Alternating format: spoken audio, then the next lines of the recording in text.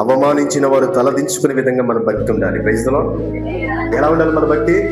అవమానపరిచిన వారు తలదించుకునేటట్టు మన భక్తి ఉండాలి, మన పరిశుద్ధత ఉండాలి. అయ్యో నీతిమంతుడు నేను అనవసరంగా అన్నానే, నీతిమంతుడిని అన్యాయంగా మాట్లాడానే, తెలుసుకోకుండా అనరాని మాటలన్నానే, నేను ఎంత అవివేకమైన పని చేశానే అని అనిపించుకోవాలి. దేవునికి స్తోత్రం కలుగును గాక. ఆ భక్తి చేయాలి మనం. అందుకని ప్రతిరోజు దేవుని పాదాల దగ్గర చేరి ఏమని ప్రార్థన చేయాలో తెలుసా? నీ చేతిలో రొట్టెను నేనయ్యా, వీరు యేసయ్యా.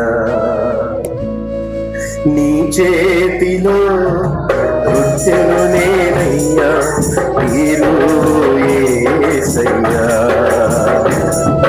వీరు యేసయ్యా, ఆశీర్వదించు యేసయ్యా.